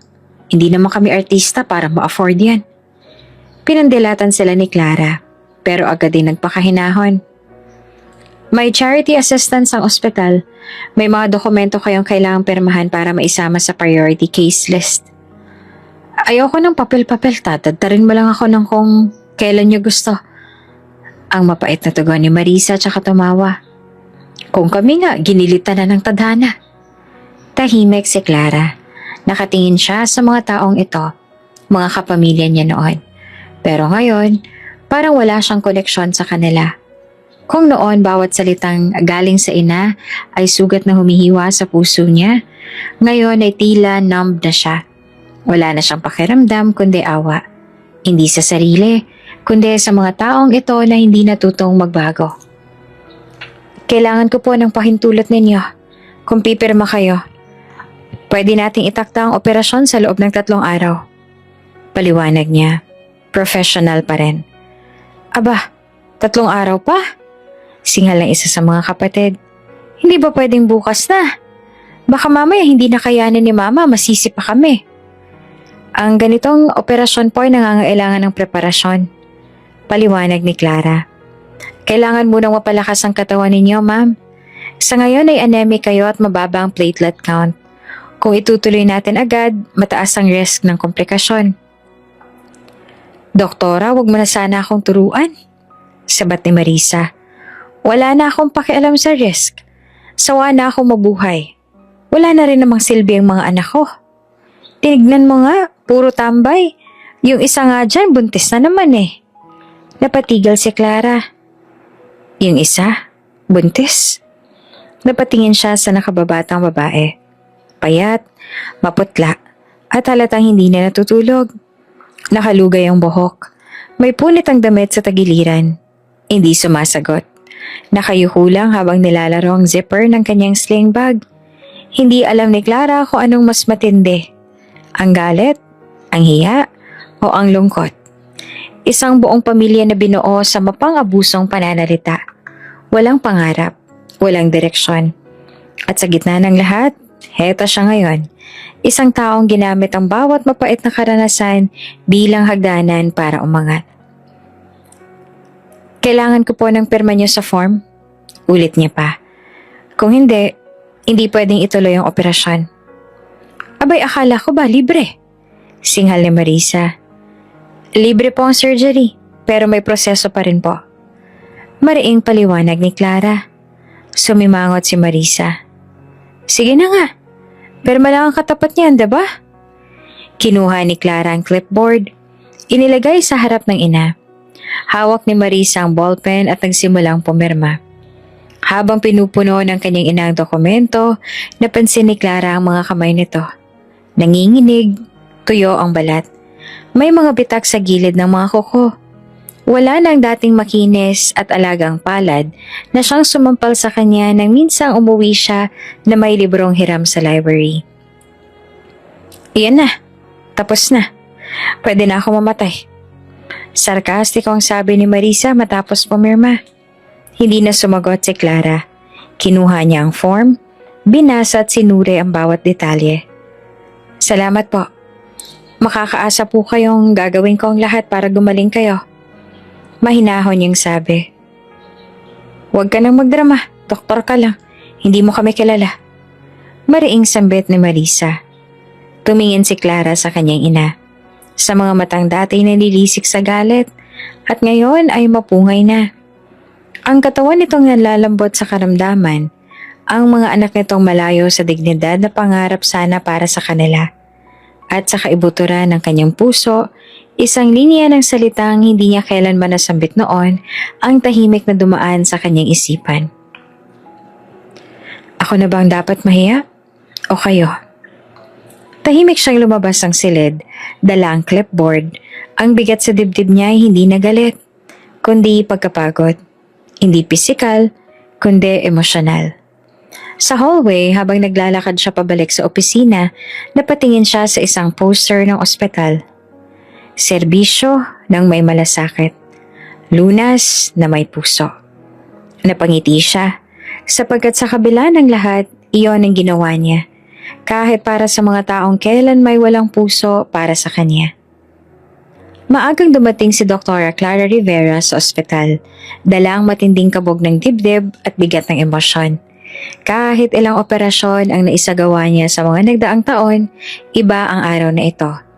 Hindi lamang pasyente ang haharapin niya ngayon, kundi ang babae na minsang nagbura ng lahat ng kanyang pangarap, ang sarili niyang ina. Hindi pa niya pinapakita ang sarili sa pamilya. Sa paningin ng mga ito, isa lang siyang profesional na doktor. Hindi si Clara Ramirez, na anak nilang itinakwil. Ngayon ay kilala na siya bilang Doktora Clara Rivera, apelido ng asawa niyang si Marco. Sa waiting area, tahimik na nakaupo ang kapatid niya, tila pagod at disoriented. Ang isa ay may kalong na bata, ang isa na may halatang buntis at hindi mapakali. Wala ni isa ang nakapansin sa kanya, lalo na't suot niya ang surgical mask, cap at protective goggles. Lumapit ang nurse sa mga kasama ni Marisa. Ma'am, kailangan po nating pirmahan ng surgical consent bago po ituloy ang operasyon. Ako na, sagot ng isa sa mga kapatid, padabog ang tono. Wala rin naman kaming perang panggastos kung sakali. Kinuha ng ina ang ballpen. Basta siguraduhin niyo lang na marunong yung doktor na yan. Ayoko mamatay sa ilalim ng scalpel ng walang kwentang intern. Kibit balikat niyang wika habang pilit tumayo mula sa wheelchair. Hindi kumibo si Clara. Nanatili siya nakatayo sa di kalayuan. Pinipigil ang damdaming gustong sumabog. Nang naihanda na si Marisa para sa operasyon, siya'y inilipat sa operating room. Tahimik si Clara habang sinusundan ito. Kasama ng surgical team, wala siyang ibang bitbit kundi ang profesionalismo at isang dibdib na pilit humihinga sa gitna ng alaala. Sa loob ng OR, nag-aayos ang lahat ng gamit. Kumilos sa mga nurse ang mabilis. Ipinakilala ng head nurse ang mga miyembro ng team. Lead surgeon for today's procedure, Dr. Clara Rivera. Tumango si Clara. Pinanatili ang distansya. Pagkatapos ma-check ang vitals, inilagay na ng anesthesiologist ang pampamanhid. Unti-unting pumikit ang ina ni Clara. Habang ginagamitan ng tape ang mga mata nito at inaayos ang mga tubo, lumapit si Clara. Isa-isa niyang sinuri ang monitor. In-adjust ang mask ng ina. Inayos ang posisyon ng ulo. At doon, hindi niya na napigilan ang luha. Tahimik ang lahat sa loob ng operating room. Ngunit sa likod ng kanyang protective goggles, dumaloy ang mga luha ni Clara. Hindi ito iyak ng takot. Hindi rin ito iyak ng galit. Ito'y iyak ng isang anak na dati tinawag na walang silbi. Isang anak na pinagsabihang walang patutunguhan, na hindi bagay sa eskwelahan at magbubuntis lang daw ng maaga. At ngayon, narito na siya. Siya ang magsasalba sa buhay ng mismong taong bumigo sa kanya. Hawak niya ang kamay ng ina. Habang iniikot sa isip ang lahat ng sandaling halos hindi na siya makabangon. Ang mga gabi sa ilalim ng kisame ng maliit na kwarto sa likod ng karinderya. Ang mga gabi ng pagsusulit sa night school. Ang mga araw ng pagod, pawis at gutom na tinapalan lang ng pag-asa. At ngayon, heto na siya. Isang ganap na doktor at ang katawan sa harap niya, ang dati nagsabing hindi siya magtatagumpay. Vitals are stable, doktora. Bulong ng nurse. Tumango si Clara. Pinalakas ang loob. Pinunasan ng luha at inayos muli ang surgical gown. Habang inaayusan ng operating field sa tiyan ng kanyang ina, pinilit niyang muling ibalik ang konsentrasyon. Ngunit sa bawat hawak ng tela, sa bawat galaw ng gunting, para bang kinakalabit ang puso niya. Hindi siya anak sa loob ng kwartong ayon. Isa siyang doktor. Isa siyang mandirigmang may misyon. At kahit gaano kasakit, pipiliin pa rin niyang gawin ang tama. Tumayo siya sa tabi ng operating table. Pinilit ang sarili na maging matatag. Ang luha ay tinuyo ng sterile na tela. Tahimik siyang bumigas ng isang panalangin sa isip. Panginoon, hawakan niyo po ang kamay ko. Kahit hindi niya ako mahal, gamitin niyo ako para mailigtas siya. At sa gitna ng sterile na katahimikan, muling tumibok ang pusong minsang pinulbos. Buo na, matapang at marunong magpatawad. Tahimik ang paligid ng recovery room. Isang matandang babae ang mahimbing na natutulog sa hospital bed. Pale, payat, ngunit buhay. Sa tabi ng kama, 3 magkakapatid ang nakaupo. Halatang puyat, magulo ang ayos at pagod na pagod. Sa isang sulok, may batang umiiyak na kinakalma ng nakababatang kapatid. Ito ang pamilya ni Marisa Ramirez. Ang inang itinakwil si Clara 15 taon na ang nakalipas. Sa kabilang bahagi ng ospital, si Dr. Clara Rivera ay nakatayo sa harap ng isang salamin sa loob ng scrub station. Suot pa rin niya ang surgical coat na may nakabordang pangalan. Ang kamay niya ay mahigpit na nakahawak sa surgical mask na nakalaylay sa tenga. Matagal na siyang tapos sa operasyon, pero tila hindi pa rin siya makagalaw. Naririnig niya ang puting ingay ng ospital, monitor beeps, mabagal na paglalakad ng nurse at ang tunog ng aircon na humuhuni. Pero sa kanyang isipan, malakas ang boses ng nakaraan. Bobo ka! Sa dami ng anak ko, ikaw lang ang walang silbi. Wala ka mararating, magbubuntis ka lang ng maaga. Sayang lang ang question kung ikaw ang pagpapag-aralin. Ang mga salitang ito ay tila kasabay ng tibok ng puso niyang ngayon ay mas mabilis kaysa karaniwan. Hindi niya maintindihan kung bakit nanginginig ang kanyang mga kamay gamit ang kanang palad. Pinilit niyang patigilin ang sarili mula sa emosyon. Hindi siya pwedeng umiyak. Hindi sa harap nila. Lumapit ang isang nurse at mahina siyang tinapik sa balikat. Doktora, inihintay po kayo ng pamilya sa consultation room. Gusto raw po nilang makilalang surgeon na nag-opera kay Mrs. Ramirez. Napalunok si Clara, sandaling napapikit. Ito na ang sandaling alam niyang darating. Pero ngayon na narito na ito, parang gusto niyang umatras. Hindi dahil sa takot, kundi dahil sa bigat ng damdaming hindi niya palubos na po proseso. Isang bahagi ng pagkatao niya ay nananatiling anak na nawala, itinakwil at kinalimutan. Pero ang nakatayo ngayon sa ospital na ito ay isang profesional, isang doktor, hindi isang anak na humihingi ng yakap. Salamat. Mahinang sagot niya sa nurse bago ito tuluyang lumakad palayo. Hinawakan niya ang doorknob ng consultation room. Dahan-dahan niyang binuksan ito. Pagpasok niya, agad siyang napansin ng pamilya. Lahat sila'y tumigil sa pag-uusap. Nakatayo ang panganay na kapatid sa tabi ng kama ng kanilang ina. Ang isa pa ay buhat pa rin ng batang kanina iyak ng iyak. At ang bunsong kapatid ay nakatayo sa likod, tila balisa. Walang isa mang kumibo. Si Clara ay tahimik na lumapit sa unahan. Nakaayos pa rin siya. Surgical cap, face shield, at lab gown. Ngunit habang papalapit siya, unti-unti niyang inalis ang surgical mask. Isa-isang kita sa kanilang pagkabigla, na para bang may multong bumungad sa kanila. Pero hindi pa sila makapaniwala. Hindi pa nila alam. Hinubad ni Clara ang face shield, dahan-dahan, parang isang eksenang bumabagal sa pelikula. At nang mahulog ito sa lamesa sa tabi, tumambad ang buong mukha niya. Matapang, payapa, at puno ng dignidad. Pero may bakas ng luha sa gilid ng kanyang mata. At lang lahat ay tila natulala. Tumayo ang panganay, ang mga mata ay nanlalaki. Ang batang karga ng isa ay biglang tumigil sa pag-iyak. Tila nakaramdam ng tensyon. Walang nagsalita, walang umimik. Ang tingin ng bawat isa kay Clara ay hindi lang pagtitig. Ito'y pagkagulantang, pagkalito, at pagkaalarma. Parang hindi nila alam kung panaginip pa ito o totoo. Muli tahimik lamang si Clara. Wala siyang sinabing kahit ano. Tumayo siya sa tabi ng kama ni Marisa, ang inang natutulog pa rin. Walang malay sa nagaganap. Tinitigan niya ito. Ang mga pisngi nitong nangingitim sa pasa ng karamdaman. Ang mga kamay na tuyot sa hirap. At ang bibig na ngayon ay tikom at tahimik. Di tulad ng dati na puno ng panlalait at galit. Nagtagal siya ng ilang segundo roon. Marahan niyang hinawakan ng medical chart at inalapag dito sa dulo ng kama. Isang nurse ang sumilip, tsaka marahang isinara ang pinto.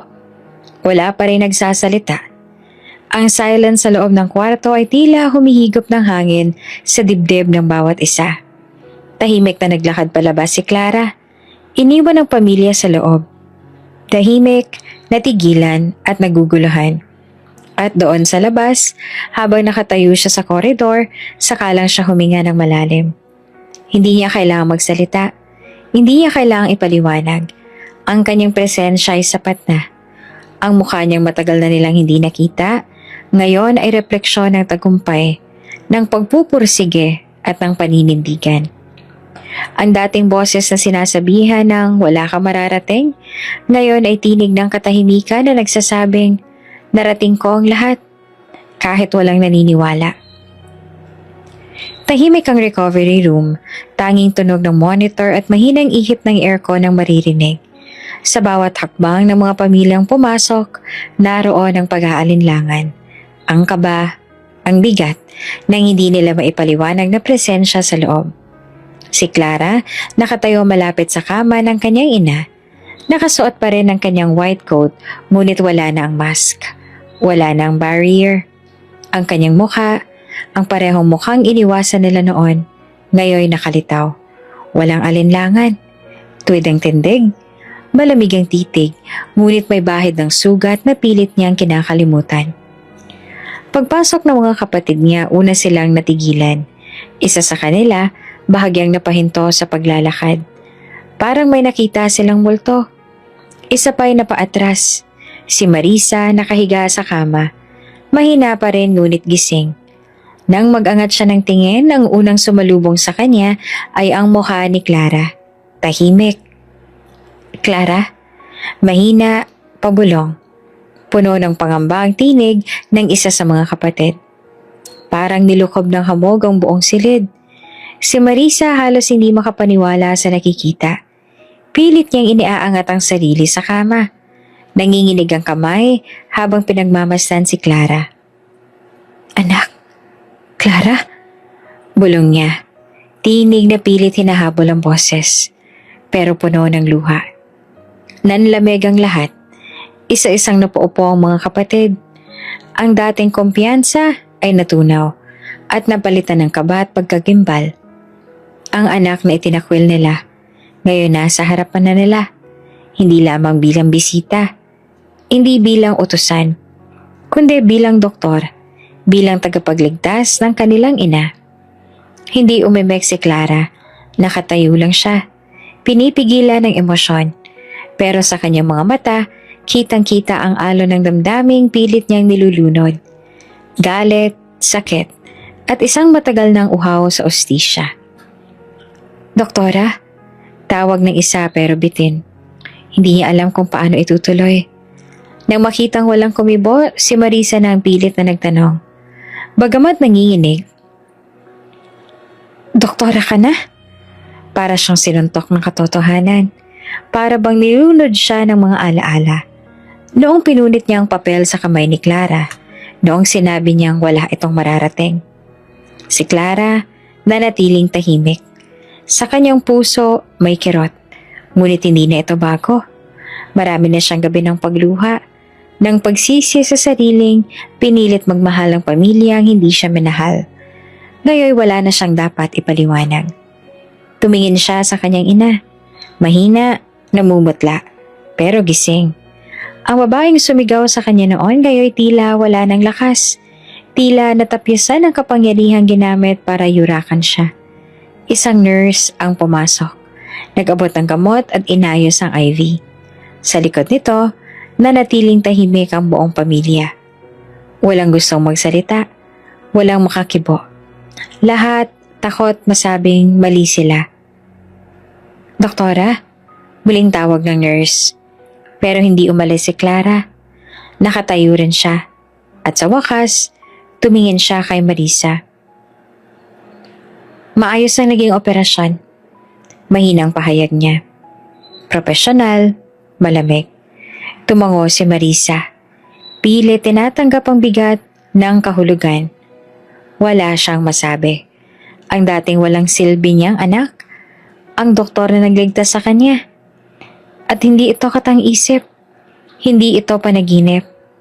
Si Clara sa kabila ng profesional na paninindigan ay bahagyang napapikit. Pilit niyang pinipigilan ng luha. Ngunit habang inaayusan niya kanina ang kanyang ina, bago ang operasyon, hindi niya napigilan ng pumatak ng ilang luha sa loob ng operating room. Mga luhang hindi nakita ni Numan. Mga luhang bunga ng matagal na sakit na hindi kailanman pinagaling ng oras. Ngayon, narito siya, nakaharap sa mga taong pinagkaitan siya ng pagkatao. Ngunit hindi siya bumagsak. Sa halip, siya ang tumindig. Tahimik pa rin ang lahat. Walang gustong umalis. Pero walang may lakas ng loob na magsalita. Clara remained still, standing just few steps from her mother's bed. And there she stayed, naghihintay. Pero hindi para sa tawad. Para sa katotohanang ngayon lang nila nakita. At hindi siya aalis. Hindi pa. Tahimik pa rin ang recovery room. Nananatili si Clara sa gilid ng kama. Nakatayo habang ang mga mata ng kanyang pamilya ay nakatuon sa kanya. Isa-isang pumintig ang katotohanan sa puso ng bawat isa sa kanila na ang babaeng itinakwil nila ay siya ngayong humahawak sa buhay ng kanilang ina. Una sa lahat, ang pinakamatandang kapatid ang gumalaw. Mabagal ang hakbang, tila may nahabol na lakas ng loob. Tumigil siya sa harapan ni Clara. Pilit ngumiti, pero ang kanyang mga mata ay mapupula. Ate, sorry. Mahina niyang bulong, halos hindi marinig. Sumunod ang isa pa. Pasensya ka na, hindi namin alam. Isa-isa silang lumapit, parang mga batang walang muwang. Nagmamakaawang patawarin. Si Clara hindi gumalaw. Hindi siya nagsalita. Ang kanyang mga mata ay namumuo sa luha. Pero nanatili siyang tuwid. Parang isang haliging matagal nang hinampas ng bagyo. Hindi niya inaasahan ang ganitong tagpo. Hindi niya hinanap ang eksenang ito. Pero ngayong kaharap niya na ang mga taong minsan niyang minahal at itinakwil siya, hindi niya pipigilan ang sakit na muling umangat mula sa kanyang puso. Tumulo ang luha ni Clara, pero hindi siya humikbi. Tahimik lang. Isang patak, dalawa, saka siya nagsalita. Wala na po akong galit. Tumigil ang mundo. Napatingin ang lahat sa kanya. Pero, dagdag niya, mahina pero matalim. Hindi ko rin po kayang ibalik ang sarili ko sa pamilyang itinapon ako. Ang bawat salita ay parang punyal sa dibdib ng kanyang ina. Si Marisa na hanggang ngayon ay nakahiga ay humagulgol. Ang dating matigas na mukha ay ngayon unti-unting nababasag. Ang yabang, ang galit, ang paninira. Ngayon nauwi sa pag-iyak ng isang inang napagtanto ang pagkakamali. Anak, basag ang tinig niya. Patawad. Hindi ko alam. Akala ko noon wala kang mararating. Wala kang silbi. Akala ko ako ang tama. Umiling si Clara. Pilit pinipigilan ang muling pagtulo ng luha. Pero ako palang pinakabobo sa lahat. Tugtong ng ina, sabay takip sa kanyang mukha habang umiiyak. Ako ang nagkulang. Ako ang may kasalanan. Hindi alam ni Clara kung anong mararamdaman. Bahagi ng puso niya ay gustong yakapin ng inang matagal niyang pinangarap tanggapin siya. Ngunit bahagi rin ng kanyang kaluluwa ay sugatan pa rin. Hindi basta-basang maghihilom sa isang sorry. Tahimik siyang lumapit sa gilid ng kama. Dahan-dahan niyang inabot ang kamay ng ina. Ang malamig nitong palad ay nanginginig. Ma, mahina niyang tawag. Iniligtas ko kayo hindi bilang anak, kundi bilang doktor. Sa sinabi niyang yon ay mas lalo pang humagulhol si Marisa. Hindi niya alam kung paano siya mapapatawad ng sarili. Ang anak na itinuring niyang kahihiyan, ngayon ang tagapagligtas na ng kanyang buhay. Ang mga kapatid naman ni Clara ay nagsiksikan sa isang tabi. Tahimik na nagmamasid. Wala na ang dating yabang. Wala nang mga pasaring. Ang natira ay hiya, pagsisisi at pag-asang kahit papaano may pagbawi pa silang magagawa. Ngunit si Clara sa kanyang puso, alam niyang hindi na siya babalik sa nakaraan. Hindi na siya uupo sa hapagkainan na may halong takot at pangmamaliit. Hindi na siya yuyuko para lang mapansin. Hindi na siya magmamakaawa para mahalin. Siya na ang babaeng itinakwil noon, pero siya na rin ang babaeng nagsumikap, bumangon at nagtagumpay.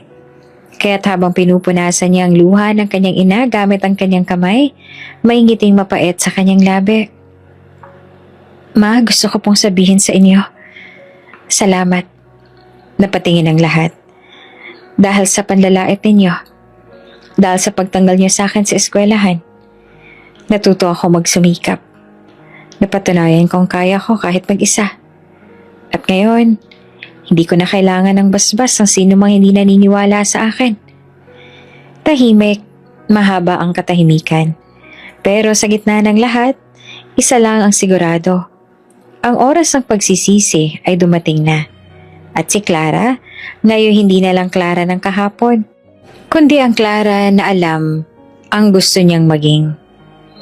Makalipas ang ilang buwan mula nang matagumpay na maoperahan ng kanyang ina, tuluyan ang bumalik si Clara sa normal niyang buhay. Sa probinsyang ospital kung saan siya consultant, naging mas matatag at mapanatag ang kanyang presensya. Mas naging bukas ang kanyang puso sa mga pasyente, hindi dahil sa awa, kundi dahil sa mas malalim niyang pag-unawa sa sakit ng pagiging hindi pinaniniwalaan. Hindi na rin siya muling bumalik sa lumang tahanan nila. Hindi na rin niya muling hinanap pa ang yakap ng pamilyang minsang tumalikod sa kanya. Ngunit sa bawat araw ng kanyang serbisyo, dala-dala niya ang alaala. Hindi bilang sugat, kundi bilang paalala kung gaano nakalayo ang kanyang narating. Si Marco, na ngayon ay isa na ring kilalang doktor, ay palaging nasa tabi niya. Tahimik man at hindi maporma, siya ang naging sadiga ni Clara sa mga panahong tila gusto niya nang bumitaw. Sa mga gabing puno ng pagod, si Marco ang tahimik na tagapakinig. Sa mga araw ng tagumpay, si Marco ang unang yumayakap.